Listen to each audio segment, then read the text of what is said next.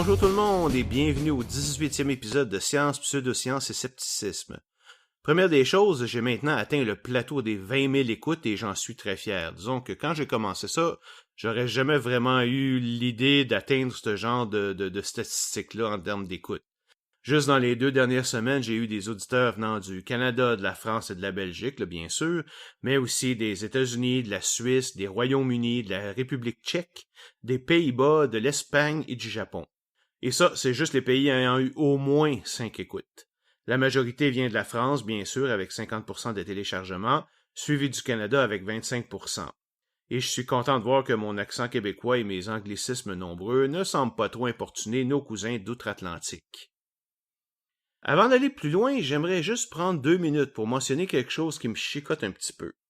J'ai lu dernièrement certaines publications sur le groupe Facebook de Zététique concernant le manque de connaissances philosophiques parmi ceux qui s'attaquent aux pseudosciences. Je dois dire que ça m'a fait réfléchir un petit peu sur la raison pour laquelle je fais ce balado et quel est son auditoire. Car non seulement j'ai pas de connaissances particulières en philosophie, mais pour être honnête avec vous autres, là, ça m'a pas vraiment d'intérêt pour moi. Je peux comprendre son importance si on veut avoir une discussion savante à propos de ce qu'est la science, mais ce n'est pas mon but ici. En fait, je considère que mon auditoire cible n'est pas vraiment le scientifique ou la personne qui a déjà un bon esprit critique, mais bien monsieur et madame tout le monde. Évidemment, c'est tant mieux si tout le monde est intéressé, là, mais mon but reste d'expliquer aux gens certains aspects de la science qui sont rarement discutés, essentiellement le pourquoi. Par exemple, la plupart des gens savent que l'homéopathie et l'astrologie ne sont pas considérées comme des sciences, mais ils ne savent pas pourquoi, et ce n'est pas une raison pour eux de ne pas croire en leur efficacité, c'est ça qui est grave, là. Ils ne voient donc pas de raison de les considérer moins valides qu'une vraie science. Après tout, la science ne peut pas tout expliquer. Mais si on prend la peine de leur expliquer pourquoi les pseudosciences ne fonctionnent pas, ils et elles auront probablement moins de chances, du moins je l'espère, de se faire prendre par la prochaine. Mais chose certaine, ils en ont que faire de la philosophie, comme d'ailleurs la plupart des scientifiques eux-mêmes, en tout cas ceux que je connais. En fait, je pense que le moment qui a été le plus gratifiant pour moi dans cette aventure demeure encore lorsque ma cousine est venue me demander mon avis sur la vaccination, qui, certains d'entre vous l'ont probablement remarqué, est ma cause favorite. Elle a déjà une grande famille, toute vaccinée, mais était de nouveau enceinte, et elle avait entendu toutes ces fausses informations en ligne, comme quoi les vaccins causaient l'autisme. Au lieu de paniquer et de croire tout ce qu'elle a lu, elle est venue me poser des questions à ce sujet, et j'ai pu la rassurer. En écoutant mon épisode consacré à ce sujet, elle a compris pourquoi les vaccins fonctionnaient, pourquoi ils ne causaient pas l'autisme, et elle a fait vacciner son dernier. Mais bon, pour être honnête, là, je suis même pas sûr pourquoi j'ai senti le besoin de parler de tout ça. Je sais pas si c'est juste la crainte de voir le mouvement sceptique devenir trop exclusif et inaccessible par le public en général. Pour moi, ce serait une grande erreur, car on a besoin du plus grand nombre de gens possible pour contrer la grande quantité de bullshit qu'on peut lire sur les médias sociaux. Ou peut-être que je trouvais l'épisode juste un petit peu trop court et que je cherchais juste à le padder un petit peu. On sait jamais. Bon, laissons ça un peu de côté, là, c'est pas pour ça que vous avez décidé d'écouter l'épisode. Après le spécial avec Isabelle de la dernière fois, on revient à la normale avec un sujet très à la mode ces dernières années, les dangers du rayonnement électromagnétique. Si vous vous demandez ce que ça mange en hiver, ce sont les ondes émises par votre téléphone cellulaire, votre Wi-Fi, par les lignes à haute tension, les fours à micro-ondes et un paquet d'autres sources. On va expliquer ce qu'est le rayonnement électromagnétique, pourquoi certains pensent qu'il peut causer le cancer, et examiner l'état des connaissances scientifiques à ce sujet. Nous allons également aborder le problème de l'hypersensibilité électromagnétique, selon laquelle le rayonnement électromagnétique pourrait provoquer des maux de tête, des vomissements et autres problèmes de santé plus ou moins graves, et voir s'il y a quelque chose derrière tout ça. J'en profiterai également pour discuter de certains concepts comme le principe de précaution, ce que ça veut dire quand on dit qu'il n'y a pas suffisamment de preuves que quelque chose existe, et de l'effet nocebo.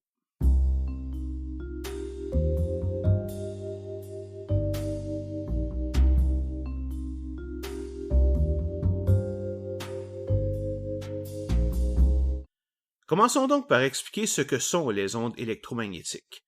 Le problème que j'ai ici, cependant, c'est que ce n'est pas un concept simple à expliquer, surtout qu'on entre dans la vraie mécanique quantique. Et ne pensez pas que je dis ça juste pour me sentir supérieur, parce qu'une très grande partie de ça me passe un bon 2 pieds au-dessus de la tête. Mais je vais faire mon possible. Évidemment, vous savez ce qu'est la lumière, là. C'est ce qui nous permet de voir les choses autour de nous, les objets, etc., de nous déplacer. Mais vous êtes-vous demandé de quoi est faite la lumière? En fait, la question est une question piège, car la composition de la lumière change dépendant si on la regarde du point de vue de la physique classique ou de la physique quantique.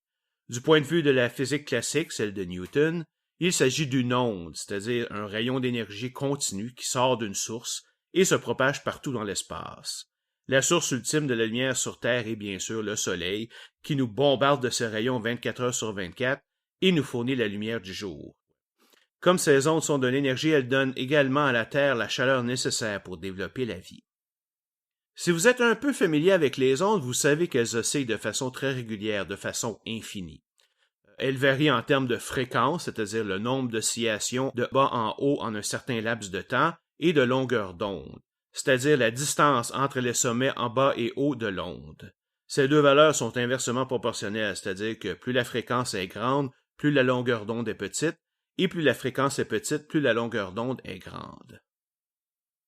Par contre, du point de vue de la mécanique quantique, la lumière est constituée de particules discrètes appelées photons. Ces particules n'ont aucune masse et se déplacent dans le vide à environ 300 000 km par seconde, ce qui constitue la vitesse de la lumière. Donc, la lumière est simultanément une onde et une particule, ce qui semble contradictoire, mais plusieurs expériences ont montré de façon définitive cette dualité. Bon, je n'irai pas non plus trop loin là-dessus, mon but c'est pas de faire un cours de physique ici, mais si ça vous intéresse d'en savoir plus, vous pouvez toujours consulter Wikipédia sur ce sujet. Dépendant de la fréquence et de la longueur d'onde, il existe plusieurs types de rayonnements électromagnétiques et ils sont créés par des phénomènes différents.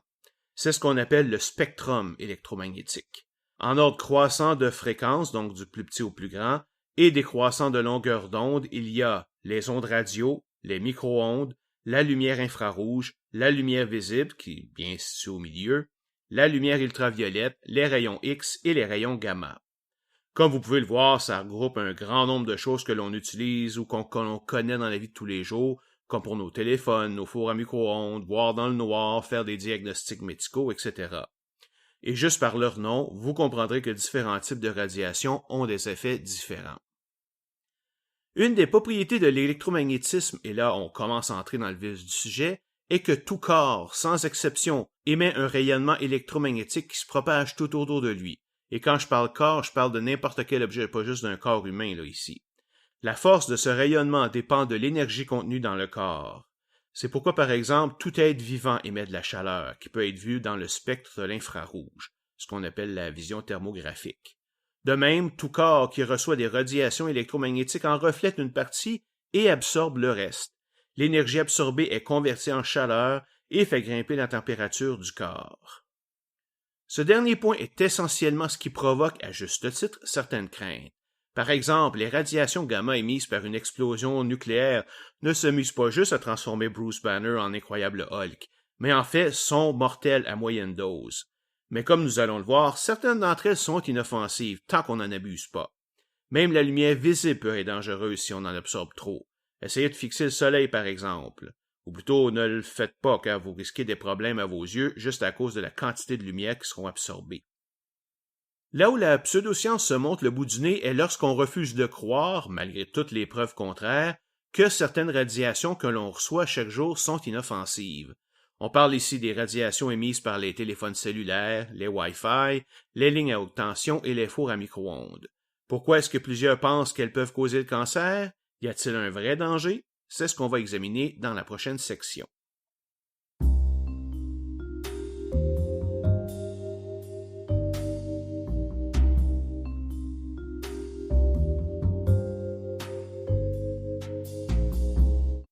Certains convaincus vont vous dire que nous savons déjà que certaines radiations électromagnétiques sont dangereuses et causent le cancer.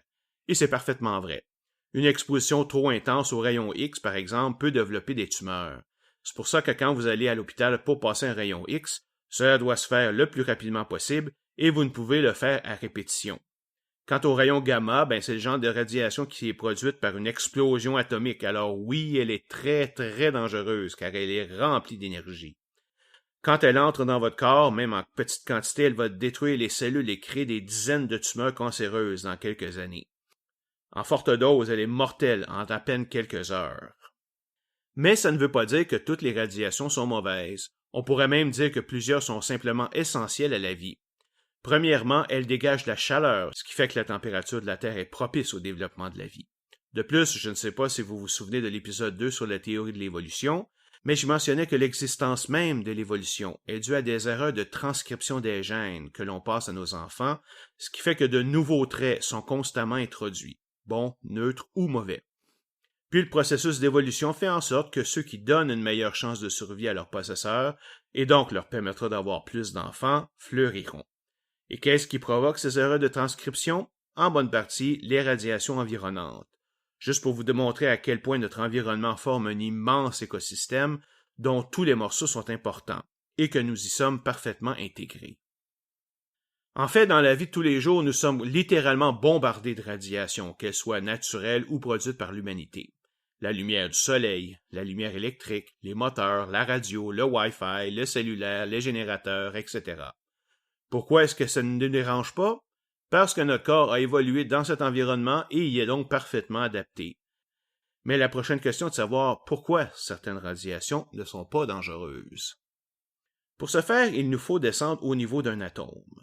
Un atome est une particule extrêmement petite, tellement qu'un petit cube de 1 cm de n'importe quoi, y compris d'air, en contient des milliards. Chaque atome est composé d'un noyau, lui-même composé de particules à charge électrique positive, les protons, et de particules neutres, les neutrons. Tout autour du noyau tourne de 0 à plusieurs particules à charge négative, les électrons.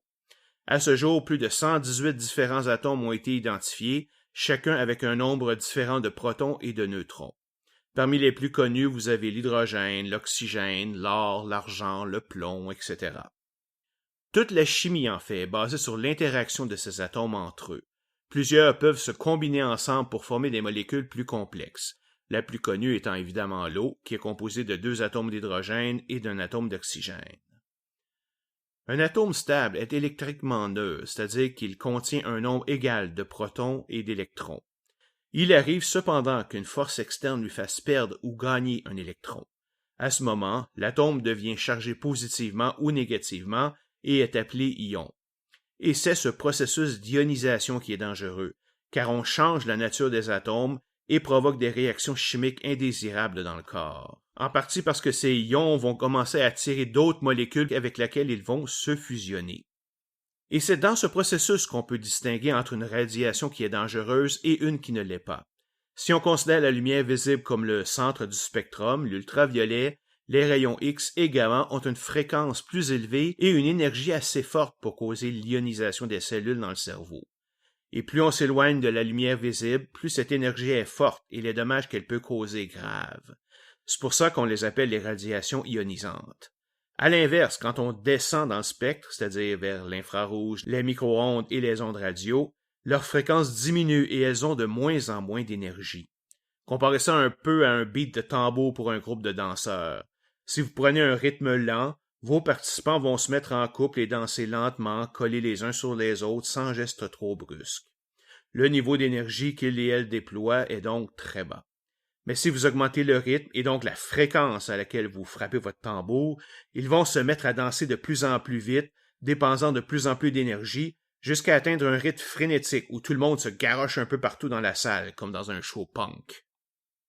Vous devriez savoir que la lumière visible n'est pas assez forte pour provoquer des problèmes, sauf si on s'y expose trop longtemps sans protection. Eh bien, les autres radiations à plus basse fréquence sont encore moins dommageables. C'est ce qu'on appelle les radiations non ionisantes. Et toutes les sources que nous traitons dans cet exposé, le cellulaire, le Wi-Fi et les lignes à haute tension, produisent toutes des ondes radio, le type le plus faible de radiation. La seule chance qu'elles ont de causer du dommage est si la source émettrice est extrêmement proche de notre cerveau. Et même pour ça, rien n'est vraiment prouvé. En fait, à ce jour, le seul effet physique que l'on peut vraiment mesurer est qu'elles produisent de la chaleur si elles sont émises en nombre suffisant.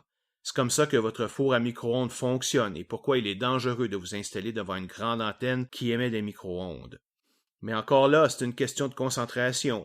Si vous vous éloignez le moindrement de l'antenne, la concentration de radiation descendra tellement rapidement à cause du dispersement qu'elles n'auront probablement aucun effet sur la matière vivante.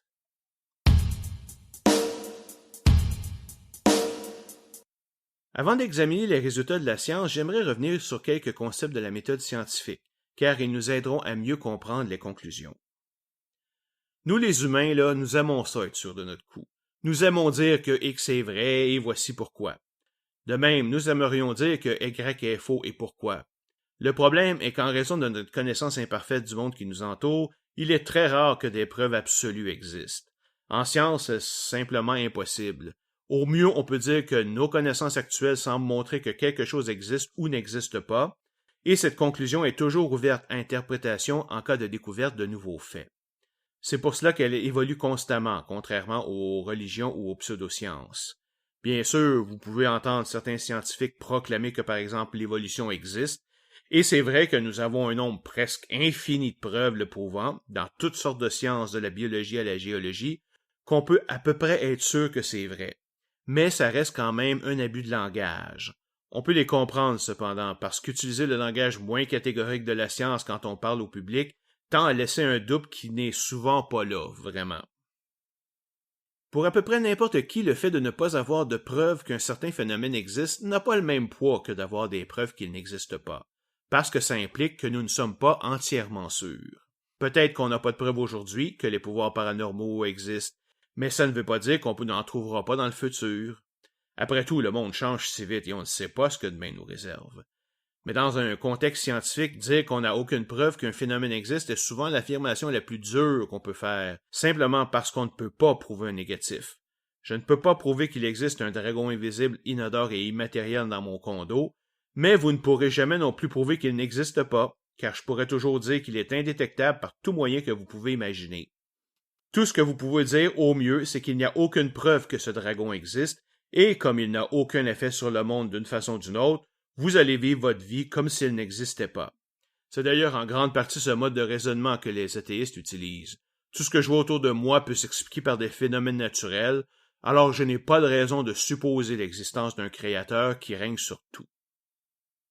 Cette incapacité à prouver qu'un phénomène n'existe pas est aussi à la base du principe scientifique qui dit que c'est à celui ou celle qui assume son existence de le prouver, et que plus un phénomène est extraordinaire, plus il demande des preuves extraordinaires. C'est absolument la seule méthode pour que la science puisse progresser et se concentrer sur les phénomènes qui ont au moins une chance d'être vrais. Et il ne faut pas non plus être naïf, ce n'est pas parce qu'une hypothèse est soutenue par un ou deux faits qu'elle est automatiquement vraie. Ces faits pourraient être causés par un phénomène complètement différent, en fait. C'est pourquoi, pour qu'une hypothèse se transforme en théorie scientifique, il faut qu'elle soit testée et confirmée de multiples façons par différentes personnes. C'est la raison pour laquelle la fusion à froid est pratiquement disparue, car personne n'a pu répliquer l'expérience initiale de Pons et Fleischmann. Un autre aspect que l'on doit aussi considérer est que tout, absolument tout, peut causer le cancer. Tout n'est question que de dosage. La pomme est cancérigène, si on en mange 1 million par année. Peut-être que les ondes cellulaires sont dangereuses si on parle directement dans notre cellulaire 24 heures par jour, 365 jours par année. Mais évidemment, ce sont des conditions extrêmes qui ne se retrouvent jamais dans le monde réel. Si vous vous souvenez de l'aspartame, elle est considérée sans danger tant qu'on boit 16 canettes ou moins de boissons gazeuses par jour. En fait, plein de choses dont on a besoin peuvent être mortelles. Notre corps a besoin de fer et de zinc, mais n'avalez jamais des boules de métal, vous allez vous empoisonner. On peut même mourir d'empoisonnement à l'eau si on en boit trop. Le point est donc que les études, pour être crédibles, doivent couvrir une situation réaliste avec des choses qui sont au moins possibles. La prochaine chose dont j'aimerais parler ici est le principe de précaution. C'est un principe très simple que nous utilisons tous probablement tous les jours de façon instinctive, mais qui est aussi de mise pour les nouvelles inventions et découvertes. Tant qu'on n'est pas certain que quelque chose est sans danger, il vaut mieux aller de l'avant de façon réfléchie et prendre des précautions juste au cas où pour ne pas s'exposer inutilement au risque. Et la raison de ce petit aparté est qu'on ne peut prouver que le rayonnement électromagnétique ne cause aucun dommage à l'être humain, en raison de notre connaissance incomplète de la physique et de la biologie. C'est d'ailleurs pour cela qu'il est préférable d'adopter le principe de précaution, comme on en a parlé plus haut. Par exemple, on n'utilise pas le cellulaire depuis assez longtemps pour qu'on connaisse ses effets sur des personnes de 60 ans qui l'utilisent depuis leur enfance. Surtout que notre cerveau est en constant changement jusqu'à l'âge de 25 ans. Alors oui, je pense que c'est une bonne idée de mettre des limites sur son utilisation pour les enfants et adolescents.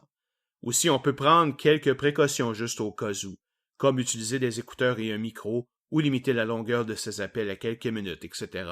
Ça ne coûte tout simplement rien.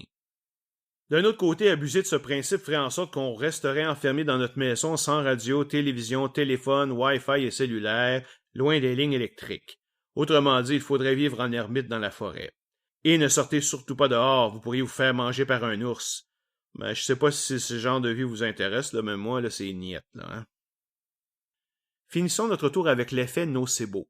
Non, je me suis pas trompé de mot. Vous connaissez l'effet placebo, dont on a beaucoup parlé dans ces différents épisodes, qui fait que les gens vont mieux juste par le fait de prendre des médicaments ou d'être traités, même si ceux-ci ne sont en fait que du sucre. Ben, le nocebo, c'est exactement l'effet contraire, c'est-à-dire qu'on est tellement convaincu que quelque chose peut nous rendre malade qu'on devient malade en sa présence, même s'il n'y a aucun danger. Entendons-nous, là, tout comme le placebo ne peut guérir car il agit principalement sur les symptômes, le nocebo peut faire en sorte qu'une personne se sente mal et ait des étourdissements, mais il ne causera pas le cancer. La raison pour laquelle j'en parle ici, c'est qu'il va jouer un rôle plus loin lorsqu'on parlera d'hypersensitivité électromagnétique. Dans les prochaines sections, on s'attaque pour vrai aux 3 sources de rayonnement électromagnétique supposées causer du dommage, c'est-à-dire les cellulaires, le Wi-Fi et les lignes électriques à haute tension. Bien que ce soit 3 sources d'ondes radio, nous examinerons leurs caractéristiques distinctes, les différences au niveau de notre exposition à leurs effets et les dommages qu'elles sont supposées causer.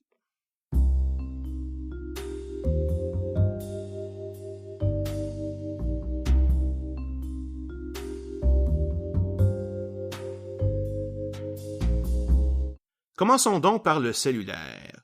Tout le monde a entendu parler du risque possible que les cellulaires pourraient causer le cancer du cerveau. Il y a 2 raisons principales à cette croyance. La première est que le cellulaire, lorsqu'il est utilisé, émet des ondes radio, et la deuxième est que lorsqu'on l'utilise, on le tient contre l'oreille juste à côté du cerveau.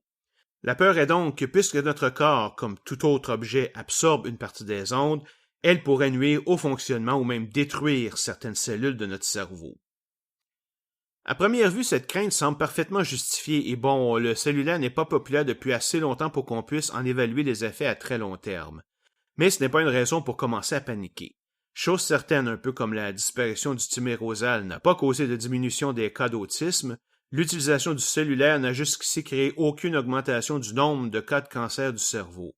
Entre 1990 et 2016, le nombre de personnes ayant un cellulaire au Royaume-Uni a grimpé de 500%, alors que le nombre de cancers a grimpé de 34%.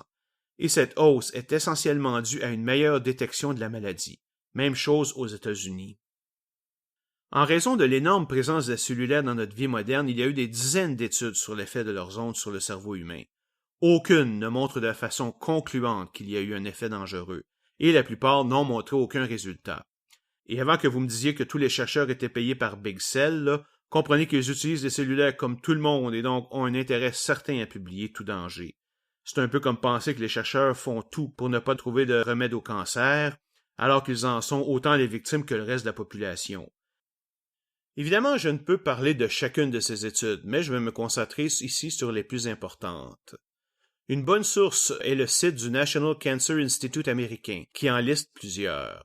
Une des plus importantes, Interphone, a été conduite par un consortium de chercheurs de 13 pays différents de 2007 à 2010.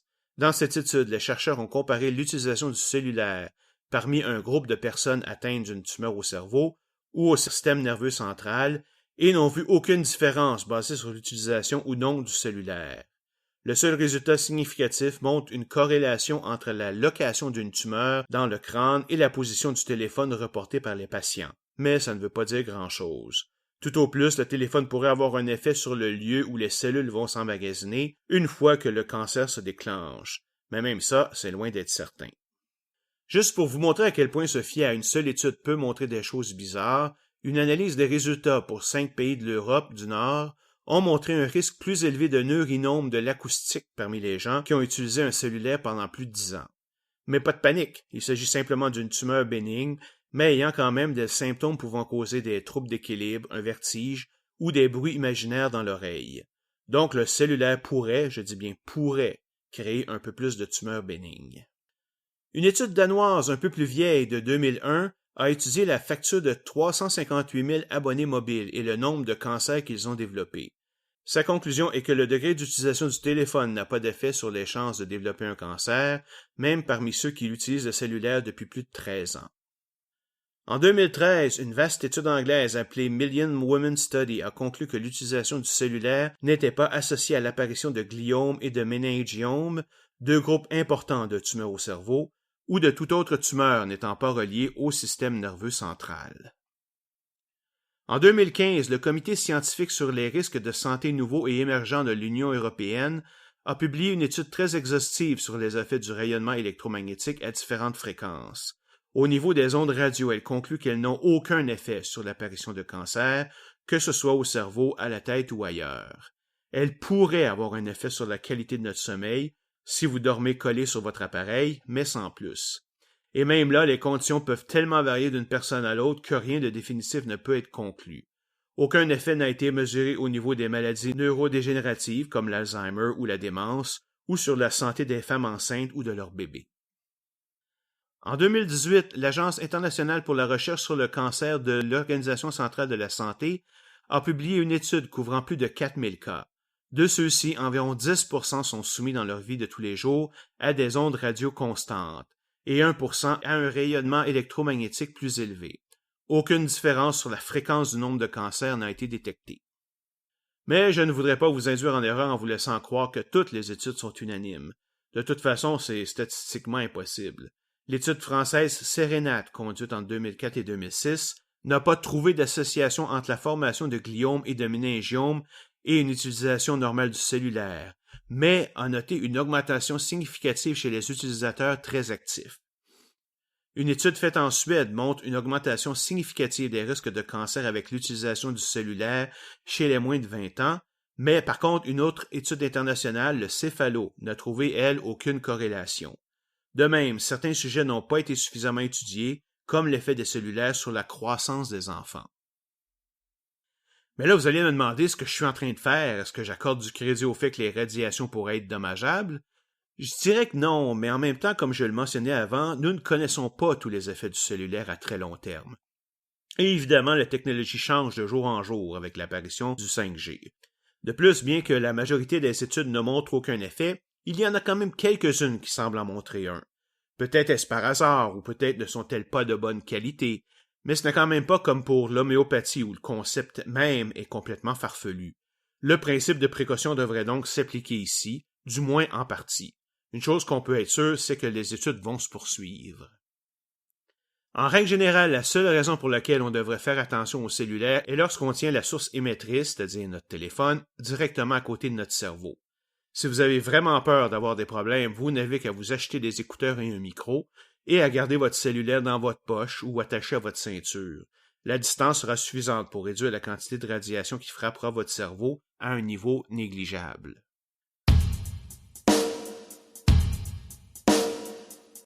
Jusqu'à maintenant, on a parlé presque exclusivement du téléphone cellulaire, mais une source encore plus importante de rayonnement électromagnétique sont les ondes Wi-Fi.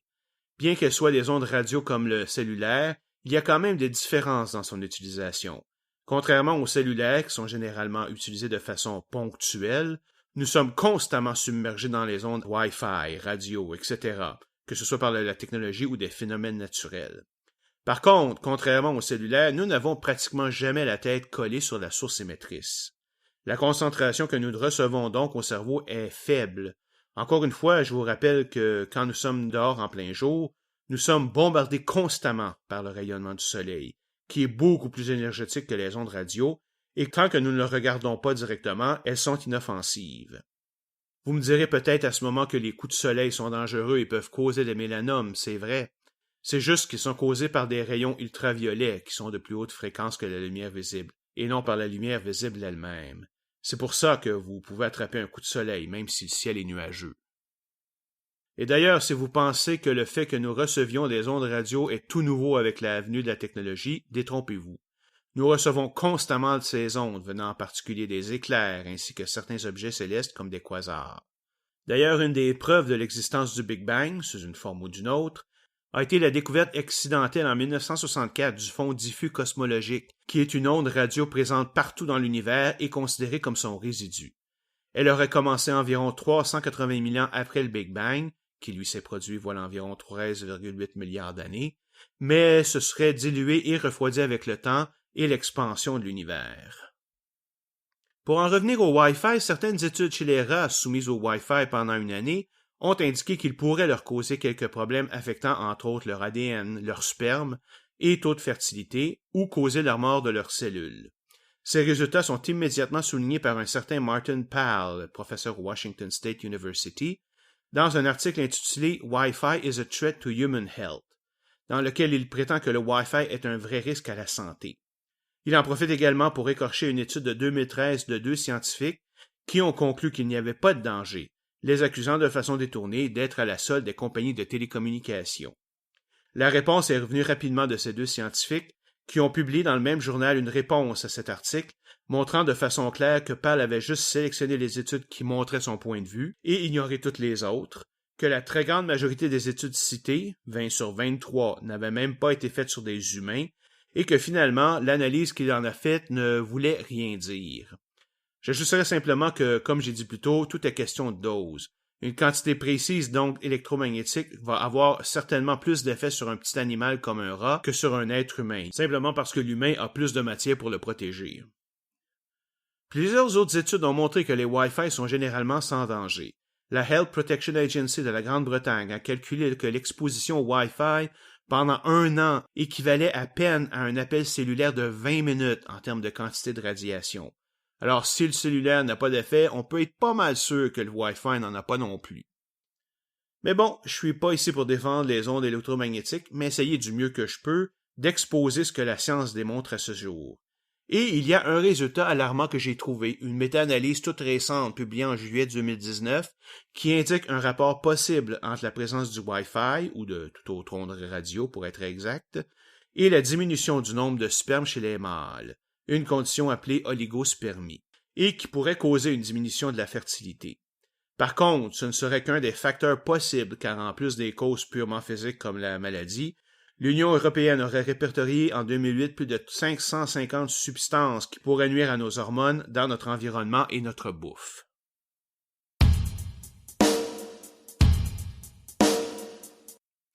La dernière source de rayonnement dont j'aimerais parler sont les lignes électriques à haute tension.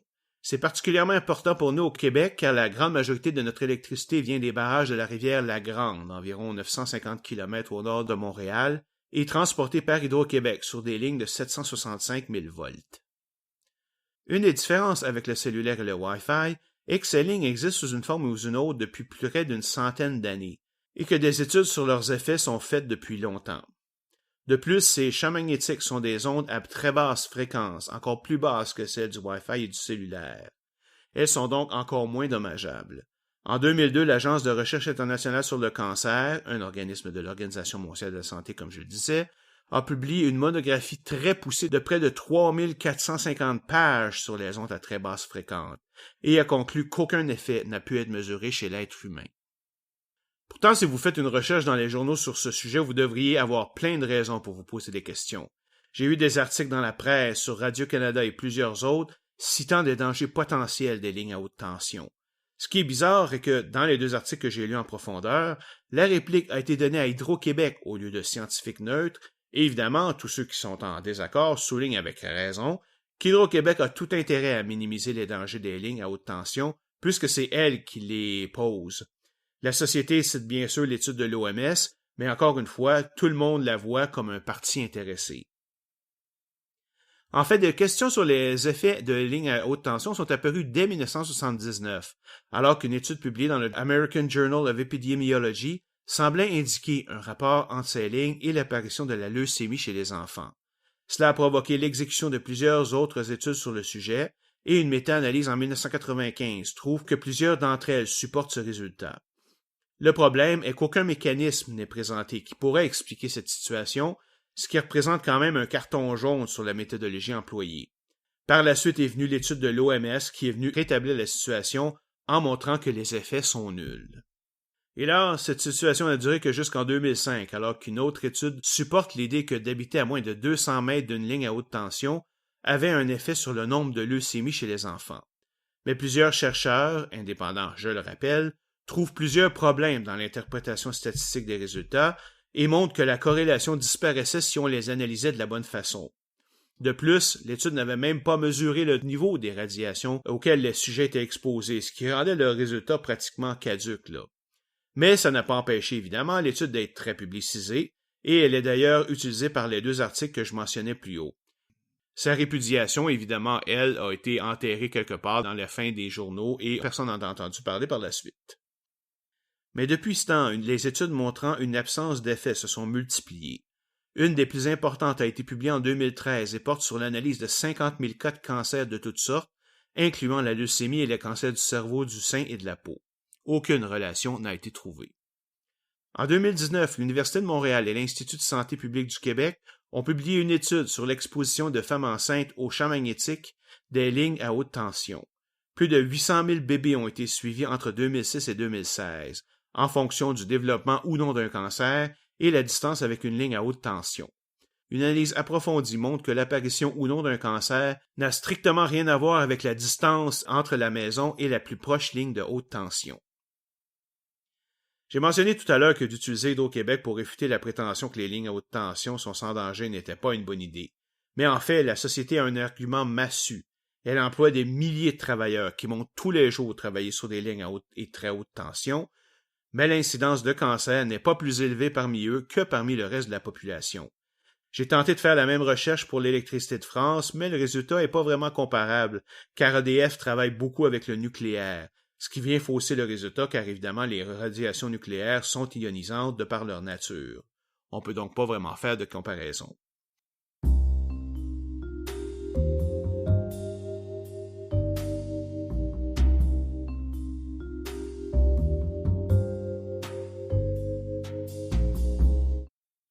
Au-delà des risques de cancer, il y a un autre effet que j'aimerais discuter ici, c'est le phénomène de l'hypersensibilité électromagnétique.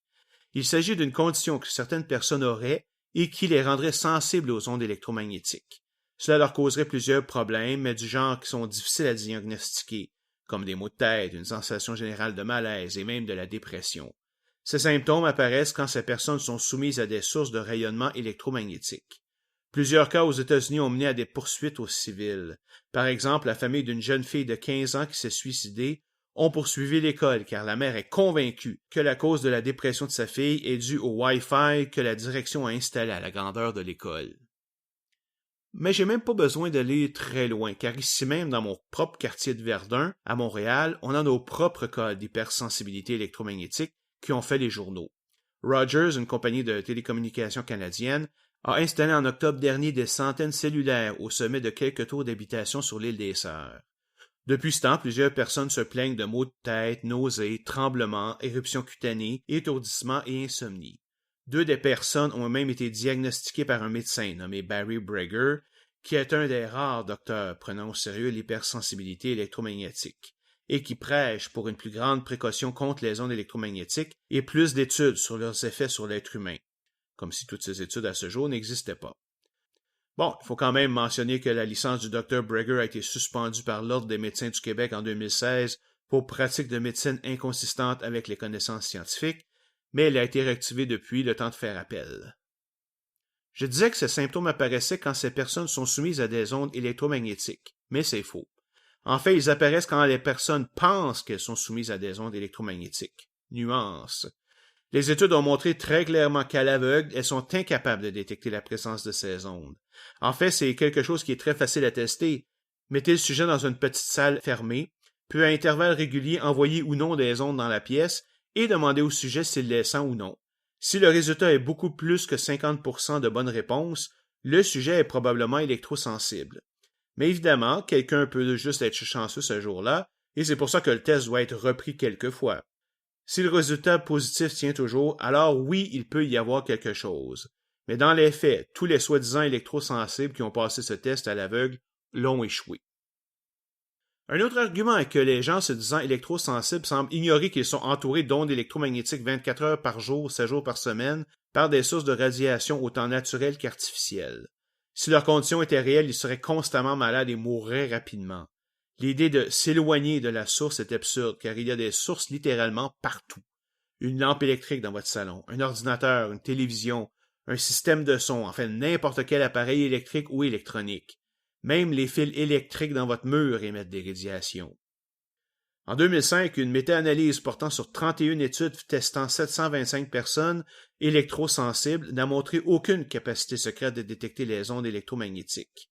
Une autre méta-analyse en 2011 confirme les résultats, indiquant que même parmi les quelques études semblant montrer un résultat positif, aucun pattern au niveau des symptômes, autrement dit, qui cause quoi, n'a pu être établi.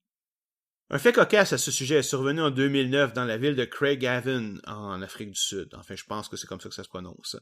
Les habitants de la ville ont fait des pressions pour déplacer une tour à micro-ondes qui, selon leur dire, causerait des maux de tête, des brûlures et des picotements de la peau, de la nausée, du vomissement et des troubles du sommeil.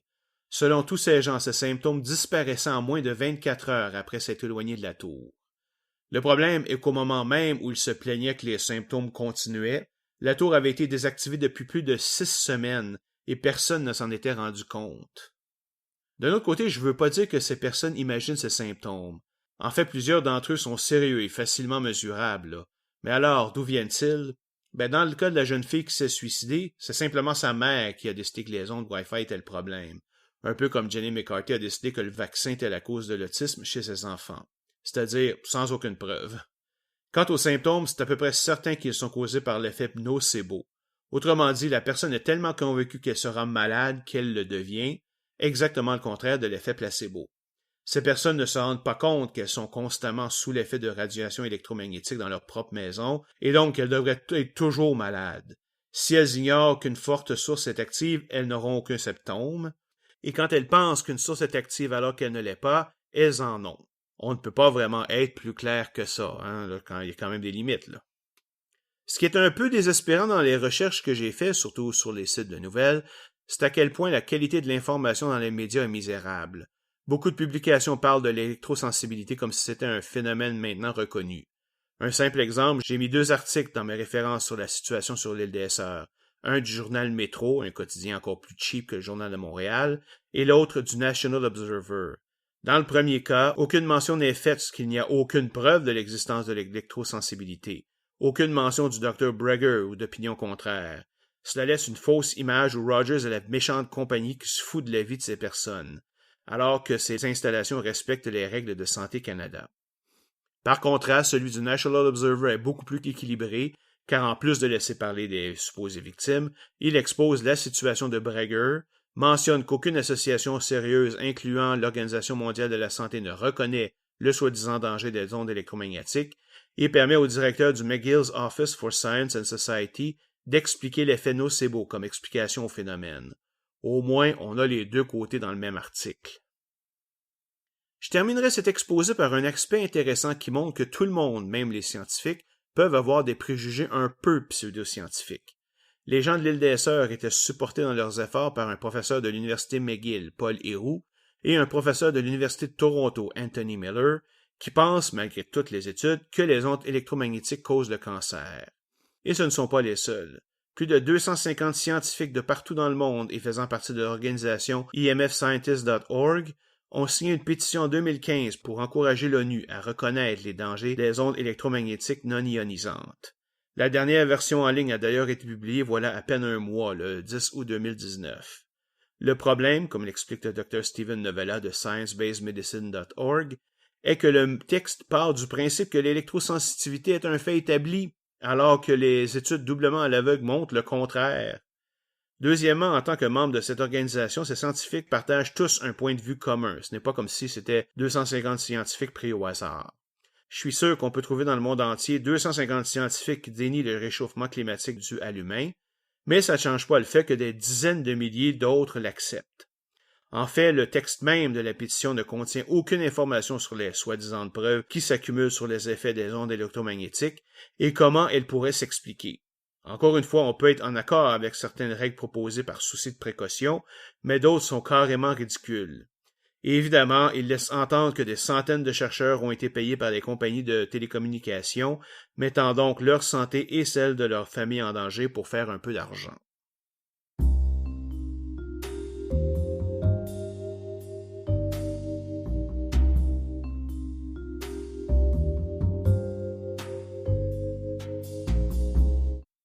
C'est tout pour cet épisode de Science, Pseudosciences et Scepticisme.